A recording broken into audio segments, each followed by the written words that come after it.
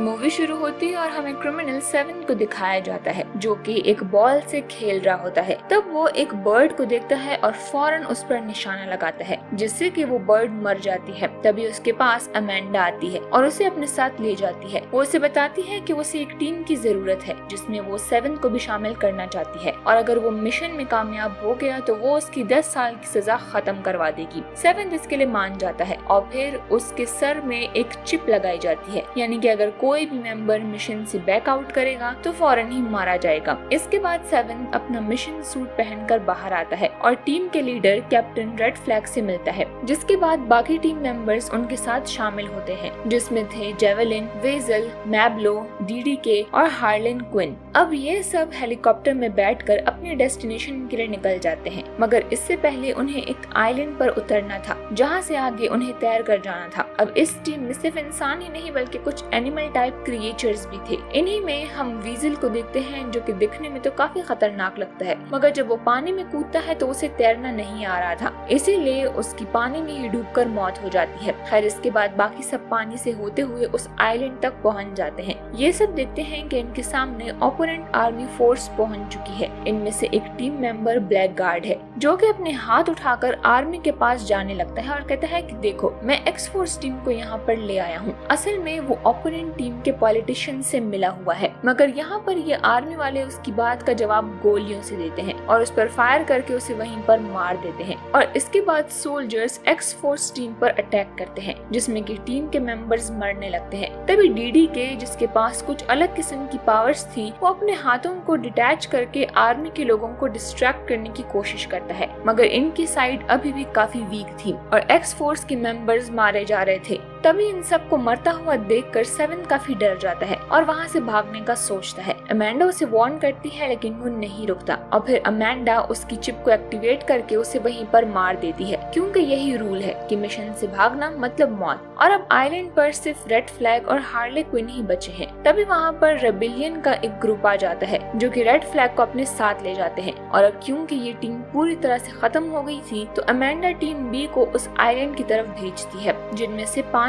Members थे, blood spot, peace maker, polka dot man, king shark और rat catcher. और तब हमें एक फ्लैशबैक में ये दिखाया जाता है कि जब अमेंडा ब्लड स्पॉट के पास आई थी उसे एक्स फोर्स टीम में शामिल करने के लिए, तो ब्लड स्पॉट ने मना कर दिया था। साथ ही हम ये भी जान पाते हैं कि ब्लड स्पॉट जेल में क्यों है, क्योंकि उसने सुपरमैन को क्रिप्टोनाइट बुलेट से जख्मी कर दिया था। अब अमेंडा ब्लड स्पॉट को उसकी टीम में शामिल करने के लिए उसकी बेटी पर चोरी का इल्जाम लगाती है जिससे उसे जेल हो सकती है और अब अपनी बेटी को बचाने के लिए ब्लड स्पॉट को इस टीम बी में शामिल होना पड़ता है। इसके बाद हम देखते हैं कि टीम बी को अपने मिशन के बारे में ब्रीफ किया जाता है जहां अमेंडा उसे आइलैंड के बारे में बता रही होती है कि वहां पर कुछ एक्स्ट्रा टेरेस्ट्रियल एक्सपेरिमेंट परफॉर्म किए जा रहे हैं। तुम सबको वहां पर जाकर उस एक्सपेरिमेंट को डिस्ट्रॉय करना है और तुम लोगों का काम खत्म हो जाएगा। साथ ही वहाँ पर एक जनरल भी है जो कि अमेरिका पर अपना कब्जा करना चाहता है। तुम्हें उसे भी मारना होगा, लेकिन उससे पहले तुम्हें उसके राइट हैंड को मारना है। जिसके बाद टीम अपने मिशन पर निकल जाती है और ये सभी उस आइलैंड पर पहुंचते हैं जहां वो रात गुजारने के लिए एक जगह पर कैंप करते हैं। मगर रात में अचानक ब्लड स्पॉट की आंख खुलती है तो वो देखता है कि किंग शार्क रेड कैचर को खाने की कोशिश कर रहा है, इसलिए वो उस पर गन पॉइंट करके उसे कहता है कि अगर तुमने इसे खाया तो मैं तुम्हें यहीं पर शूट कर दूंगा। और फिर उसी वक्त वो अमेंडा से कांटेक्ट करता है और उसे पूछता है कि मुझे क्या करना चाहिए। तब अमेंडा कहती है कि ये तुम्हारी टीम में सबसे स्ट्रॉन्ग मेंबर है, तुम चाहकर भी इसे फिलहाल नहीं मार सकते और अगर तुमने इसे मार दिया तो तुम लोग अपनी ही स्ट्रेंथ को कम कर दोगे, इसीलिए इसे मत मारो। तब रैट कैचर भी उसे समझाती है कि हम दोस्त हैं, दुश्मन नहीं, और इस तरह उनमें दोस्ती हो जाती है। वहीं दूसरी तरफ अमेंडा अपने जीपीएस सिस्टम की मदद से कर्नल रेड फ्लैग का पता लगाती है, जिसके बाद अमेंडा उसे बचाने का टास्क भी टीम बी को ही देती है जो कि रेड फ्लैग को बचाने के लिए निकल पड़ते हैं। ये एक जगह पहुंचते हैं जहां पर इन्हें इन्फॉर्मेशन मिली है कि रेड फ्लैग कुछ लोगों के कब्जे में है। ये जाकर उन लोगों से फाइट लेते हैं, लेकिन जैसे ही अंदर एक हट में जाते हैं तो देखते हैं कि रेड फ्लैग तो बिल्कुल ठीक है, बल्कि ये लोग बुरे नहीं थे, इन्होंने तो रेड फ्लैग को बचाया। और अब उस ट्राइब की लीडर बहुत गुस्सा होती है क्योंकि उन्होंने बिना सोचे समझे उनके लोगों को मार दिया। मगर यहाँ हमें पता चलता है कि इस ट्राइब की लीडर भी जनरल के खिलाफ है, इसीलिए रेड उसे समझाता है कि हमारा मकसद एक ही है, अगर हम आपस में लड़े तो हम कभी अपना मिशन पूरा नहीं कर पाएंगे। अब उधर हार्ले को पकड़कर जनरल के पास ले जाया जा रहा था। जनरल यहाँ पर हार्ले से कहता है कि अगर तुम मुझसे शादी कर लोगी तो मैं प्रेसिडेंट बन जाऊंगा, क्योंकि लोग समझते हैं कि मेरे लिए मैरिड होना जरूरी है और फिर हम दोनों मिलकर दुनिया को रूल करेंगे। हार्ले लालच में मान जाती है, लेकिन फिर उसे रियलाइज होता है कि उसने गलत किया है और फिर जब एक दिन वो जनरल से मिलने जाती है तो उसके दिल में शूट कर देती है और आर्मी उसे फिर से लॉक कर देती है। यहाँ पर अच्छी बात ये होती है कि अब जनरल मर चुका है और वो मुंह के बल लेटा होता है और वहीं पर ढेर हो जाता है। इसके बाद हम एक आदमी को देखते हैं जिसका नाम मैथ्यू था और वो भी प्रेसिडेंट बनना चाहता था और वो जनरल की मौत से बहुत खुश होता है। और फिर सुसाइड स्क्वाड का ग्रुप सिटी में पहुंच जाता है। वो सब एक बस में होते हैं और अपनी अपनी स्टोरी बताने लगते हैं कि हम कैसे क्रिमिनल्स बने, यानी कि अपने पास्ट की बातें। और वो लोग बहुत ही दुखी होते हैं, इसीलिए वो लोग अब लाइफ में कुछ करना चाहते थे। इसके बाद ये लोग एक क्लब में पहुंचते हैं जहाँ पर ये लोग डांस करते हैं, सिंगिंग भी करते हैं। वहाँ पर वो लोग एक आदमी को देखते हैं जिसके सर पर छोटे छोटे डिवाइस लगे हुए थे।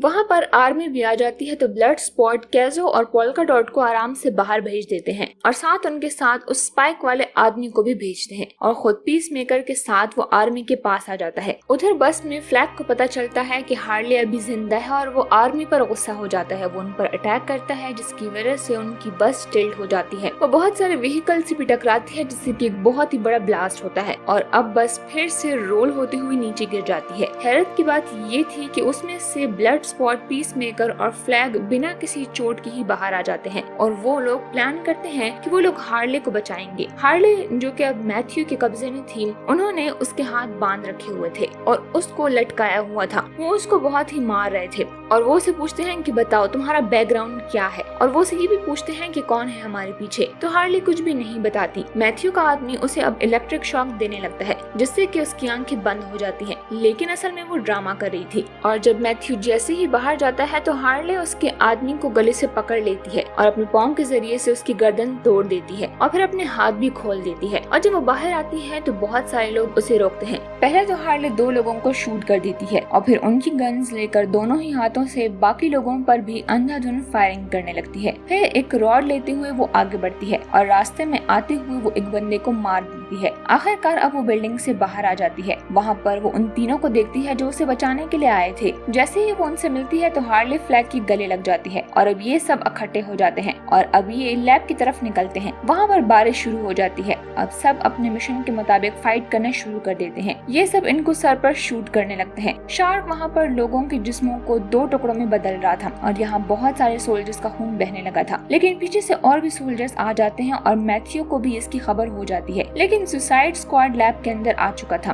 और वो लैब को क्लोज कर देते हैं। काजो अब लैब के अंदर जाती है और वहाँ पर बहुत सारे क्रिएचर्स को देखती है और वो उनसे कम्युनिकेट करने की कोशिश भी करती है। और वहाँ पर वो एक स्टार फिश को भी देखती है जो कि बहुत ही डेंजरस लग रही थी। और यहाँ स्पाइक्स वाला आदमी उनको बताता है कि ये स्टार फिश हमारे अपने ही मुल्क का एक फेल एक्सपेरिमेंट था और फिर इसे इलीगल एक्सपेरिमेंट के लिए लैब भेजा गया था। अमेंडा भी ये सब जानती है, लेकिन वो ये सब कवर करना चाहती है ताकि हमारे मुल्क का नाम बदनाम ना हो। फ्लैग यहाँ का डेटा चुरा लेता है, लेकिन पीस मेकर उस पर गन पॉइंट करता है। इससे पहले कि वो उसे कुछ कह पाता, बाहर आर्मी के अटैक की वजह से पूरी बिल्डिंग हिलने लगती है और बिल्डिंग गिर जाती है और स्टारफिश का भी केज टूट जाता है जिससे कि वो अब आजाद हो गई है। और सबसे पहले वो उस स्पाइक्स वाले बंदे को पकड़ती है और जोर से खींचती है जिससे कि उसकी बॉडी बिल्कुल अलहदा हो जाती है। पीस मेकर फ्लैग के पेट पर किक मारता है कि वो उसे डेटा वापस कर दे, क्योंकि अमेंडा ने उसे ऐसा करने को कहा था। वो उसे उठा के किसी चीज की तरफ फेंकता है और एंड पे फ्लैग एक चीज उठाकर पीस मेकर को मारने लगता है और उसके मुंह से बहुत ही खून आता है। लेकिन इससे पहले कि फ्लैग पीस मेकर को मारता, पीस मेकर उसके चेस्ट को जोर से पकड़ता है, जिसका फायदा उठा के काजो वहाँ पर गिरी हुई डिवाइस उठा लेती है। लेकिन पीस मेकर उस पर भी गन पॉइंट करता है और कहता है कि वो वापस कर दो।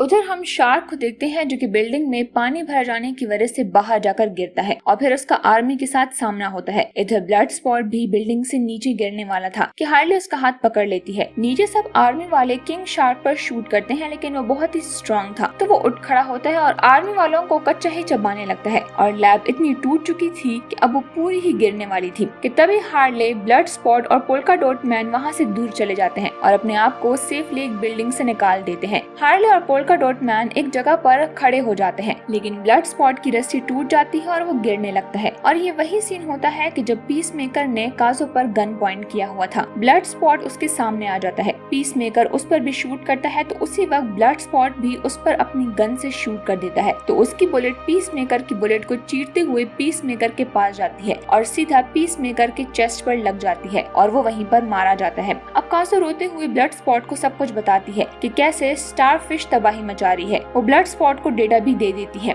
अब किंग शार्क भी इन्हें ज्वाइन कर लेता है और एक आदमी का सर चबाते हुए अंदर आता है। थोड़ी ही देर में वहाँ पर मैथ्यू की आर्मी भी आ जाती है और अपनी गन्स को तैयार करती है और वो सुसाइड स्क्वाड को मारने ही वाले होते हैं कि तभी वहाँ पर स्टारफिश बिल्डिंग को तोड़कर बाहर आती है। आर्मी अब उस स्टारफिश पर शूट करती है, लेकिन वो स्टारफिश अपने कुछ बेबीज दे देती है जो कि आर्मी वालों पर अटैक करने लगती है, लेकिन सुसाइड स्क्वाड को वो कुछ भी नहीं कहती और जिनकी बॉडी पर स्टारफिश गिरी थी उनकी बॉडी को वो कंज्यूम करते हुए उन्हें भी मॉन्स्टर बना लेती है और अपने पीछे चलने का कहती है। लेकिन तभी अमेंडा कहती है कि तुम लोगों ने लैब को डिस्ट्रॉय कर दिया और अब तुम लोग ही इसे भुगतो। लेकिन सुसाइड स्क्वाड अपनी सिटी को खतरे में कैसे छोड़ सकती थी, तो वो स्टारफिश से लड़ने लगती है। तो अमेंडा कहती है कि मैं तुम लोगों को ब्लास्ट करके उड़ा दूंगी। लेकिन तभी अमेंडा के ऑफिस में मौजूद एक लड़की उसके सर पर डंडा मारती है क्योंकि वो भी उसकी ब्लैकमेलिंग से तंग आ गई थी। उधर सुसाइड स्क्वाड स्टारफिश को मारने के लिए निकल पड़ते हैं और सब भी उन्हें बहुत ही अप्रिशिएट करते हैं। वो उन पर फायरिंग करते हैं और किंग शार्क उस पर चढ़कर उसका मीट खाने लगता है और काजो भी स्टारफिश को मारने जाती है, लेकिन वो देखती है कि स्टारफिश तो खुद ही उसे मारने के लिए आ रही है। तभी ब्लड स्पॉट उड़ता हुआ आता है और बहुत बड़ी जंप मारता है और उसे बचा लेता है। हार्ली भी बहुत ही बड़ी जंप मारती है और अपनी उसी रॉड से स्टारफिश की आंख पर वार करती है। स्टारफिश लड़खड़ाते हुए उस बिल्डिंग पर गिर जाती है क्योंकि वो बहुत ही जख्मी हो गई थी। तभी वहाँ पर काजो अपने बहुत सारे रैट्स को बुलाती है जो कि मुकम्मल ही उस स्टारफिश का खात्मा कर देते हैं और इसके बाद ब्लड स्पॉट अमेंडा को ब्लैकमेल करता है कि सारा डेटा हमारे पास है, तुम हमें फ्री कर दो, और अमेंडा को अब ऐसा ही करना पड़ता है। इसके बाद सब हेलीकॉप्टर में बैठकर चले जाते हैं और उधर हम पीसमेकर को भी हॉस्पिटल में देखते हैं जो कि जिंदा होता है और अभी तक मरा नहीं होता और डॉक्टर्स उसका इलाज कर रहे हैं। और इसी के साथ ये मूवी यहीं पर एंड हो जाती है।